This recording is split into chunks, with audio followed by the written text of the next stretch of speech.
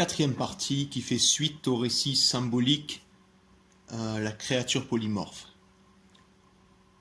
Ce récit, bien que fantastique et imaginaire, n'en est pas moins symbolique et illustratif des mécanismes de notre conscience, de leur interdépendance et de l'utilité de leur harmonie.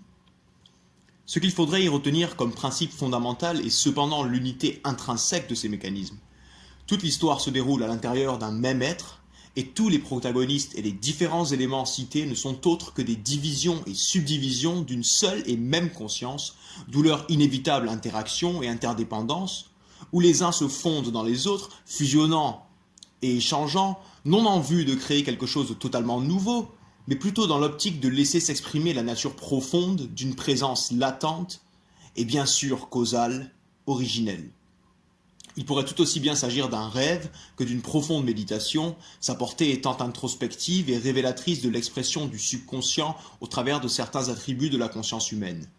Tout se passe à l'intérieur, mais reflète aussi bien le comportement extérieur du personnage qui assiste à une mise en scène symbolique des conséquences de ses agissements sur lui-même.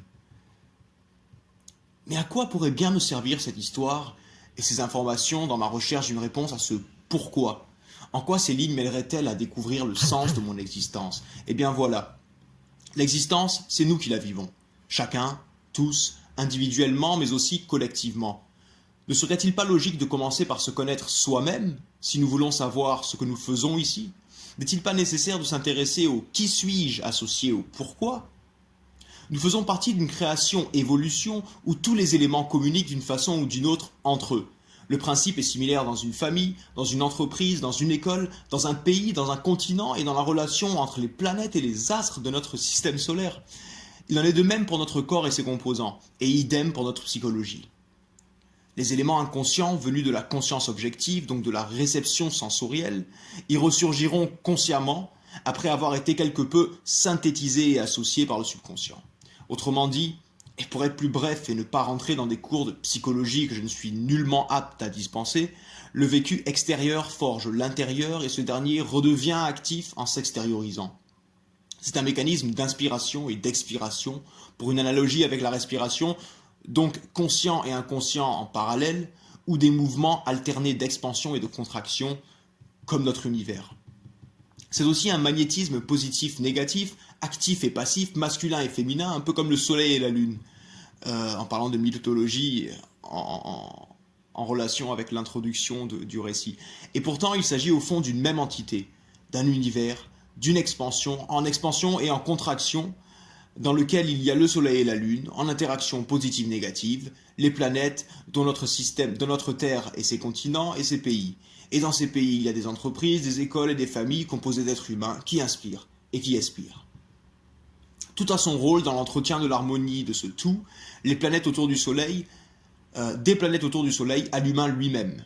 Et pourtant, nous, les humains, seul règne possédant la conscience de son rôle, osent le nier et aller à l'encontre des tendances clairement harmonieuses de la création. Il s'agirait dans un premier temps de chercher à connaître le sens de l'existence plutôt que de la nôtre individuellement, à partir de la compréhension du principe d'existence humaine et de son rôle majeur, parce que justement conscient, nous pourrons chacun déterminer en quoi la nôtre, respectivement, pourrait contribuer à l'accomplissement de sa raison collective. Mais où chercher ? Où commencer ? Comment ? Rappelons-le nous toujours, nous sommes conscients. Voilà précisément là où il faut chercher. La conscience. La conscience, car c'est en fait elle que nous sommes. Nous avons tendance à dire, comme je l'ai fait plus haut, que nous avons une conscience, ou que nous sommes conscients. Il serait beaucoup plus juste et profitable à notre recherche de commencer par affirmer que nous sommes conscience, que nous avons un véhicule de cette dernière, donc de ce que nous sommes vraiment, qui est le corps, avec son cerveau et ses organes. Nous sommes revêtus de ce corps, comme notre corps est vêtu de vêtements. Nous sommes en ce corps comme nous sommes dans notre automobile, avec la capacité de le mouvoir et de le contrôler psychologiquement, mais aussi nerveusement. Aussi faudrait-il en connaître le fonctionnement. Nous sommes comme en présence d'un mode d'emploi, de quelque chose de complètement nouveau. Ici la nature dans sa totalité, avec un grand N, la matière et le corps, l'aspect matériel et tangible de la création, aussi bien que ses aspects immatériels et intangibles. Le premier réflexe, lorsque nous sommes dans une toute nouvelle situation, est d'en étudier les critères afin de la maîtriser. Nous avons tous une carte dans un nouveau pays afin de ne pas nous perdre, et ici cette carte est la création tout entière, car nous sommes directement ou indirectement liés à absolument tout ce qui s'y passe et s'y trouve. Et bien sûr, parce que nous sommes les seuls, nous humains encore une fois, à en avoir conscience. Si nous sommes le seul règne à pouvoir avoir pleine conscience de la création, nous devrions être celui qui la connaît et la maîtrise le mieux. Maîtrise ici ne signifie absolument pas abus, entendons-nous bien. La maîtrise est connaissance et application juste de la connaissance. Elle est l'émergence des ténèbres de l'ignorance vers la lumière, celle qui nous fait prendre conscience de ce qu'il faut plutôt que ce que l'on voudrait, et qui fait graduellement basculer le devoir dans le vouloir, et le vouloir dans le devoir. Et donc, avant tout, il s'agit de la maîtrise de soi. Il est évident que si un règne doit occuper la place la plus importante dans la responsabilité de la préservation des autres, c'est bien le nôtre. Car bien que dépendant des autres règnes, sans aucun doute, l'homme est responsable de leur liberté, dans leurs principes constructifs, ou de leur déchéance, dans leur rôle primordial, comme c'est le cas de nos jours. Tout ceci semble logique à l'instant où vous le lisez. Et pourtant, prenez maintenant le temps de penser à une chose. Que faisons-nous en tant que gérants de cette création? Que faisons-nous pour la comprendre vraiment, pour se comprendre vraiment soi-même, pour se maîtriser?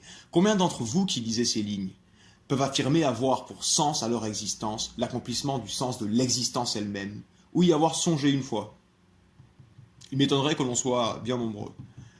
Chacun semble s'être déjà prédéfini un sens personnel, bien personnel, voire égoïste, dans la totale ignorance, souvent intentionnelle, comme ce mot l'indique, des lois de la création, des règnes qui régissent la cohésion des éléments composant cette création, dont bien sûr les humains, surtout les humains. Chacun semble avoir pour base de règles de vie la société, le travail, l'argent, la politique ou sa religion. Rien n'est vraiment négatif dans ces différentes voies en tant que moyen, seulement lorsqu'ils sont les seuls fondements du sens existentiel et que rien de plus fondamental ou exhaustif n'est pris en compte, on se fourvoie dans des méandres du matérialisme ou de l'intolérance religieuse cachés sous des « je tolère les autres religions, seulement la mienne est meilleure ». « Je tolère les autres, seulement je suis meilleur ».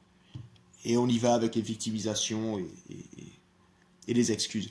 Tous ces facteurs de discorde interhumaine, où la priorité est donnée aux moyens plutôt que de nourrir ces derniers d'un idéal positif pour la collectivité, et de leur donner ainsi, chacun à sa façon, une impulsion vers l'accomplissement de cet idéal, oui, tous ces facteurs sont dirigés et nourris par l'ego, le jeu qui se croit seul, le jeu dont les règles du jeu sont les siennes, et rien que les siennes, parce que le jeu se croit libre, mais le joueur n'est pas le jeu. Le prochain chapitre s'appelle « Le retour vers l'intérieur », toujours, sous-chapitre « La vie, la conscience et le soi ». Nous voyons l'ego incontrôlé, passivement influencé et mal construit. Nous voyons que l'ego incontrôlé, passivement influencé et mal construit est le facteur principal de la décadence de l'humanité et de son fourvoiement dans l'illusion d'une liberté destructrice. Mais il existe, à mon avis, et heureusement, une dimension de l'être qui dépasse le mental et les sens, et qui en est la cause, et qui les utilise comme véhicule d'expression. C'est la conscience avec un grand C. Non pas le simple fait d'avoir conscience de quelque chose, mais le principe qui fait de nous des êtres pensants capables de volonté et d'intention. Elle est à la base de nos capacités de mémoire, d'adaptation, de raisonnement, bref, de tout processus mental et même physique et vital. Cette conscience est ce qui fait de l'un le tout et du tout une unité.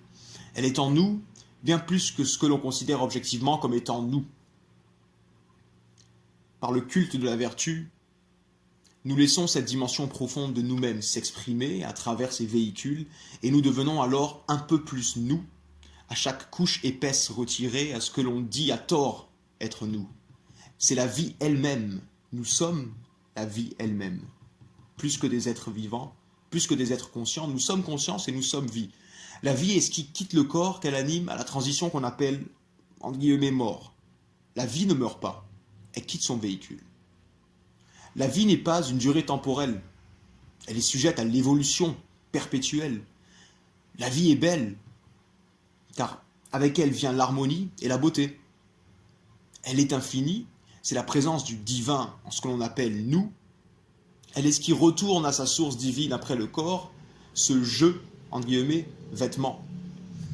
La vie est ce qui nous rappelle que nous provenons autant de cette terre que d'ailleurs, de plus haut et de plus subtil que la matière, car la vie est un passage obligé pour l'émergence de la conscience. Elles sont donc inséparables, indissociables. Aussi bien que la mort du corps qui n'est pas réellement nous, la vie est ce qui unit tous les êtres en un principe commun, tout comme la conscience, qui n'a essentiellement ni espace ni temps, et sans laquelle d'ailleurs l'espace et le temps ne sauraient avoir d'existence. En cela, il est bon de se demander, vu que l'on n'a nullement créé nous-mêmes, si elle appartient à ce que nous ne sommes pas, ou si elle est l'expression du divin, ce que nous sommes vraiment, et ce que le je doit laisser s'exprimer et devenir, afin que nous puissions éclore à travers lui. Car la vie, la conscience que l'on est tout ce qu'il est de plus sûr que la mort, de ce que l'on n'est pas. Tout dépend du soi auquel nous nous identifions. Fin de la 4e partie.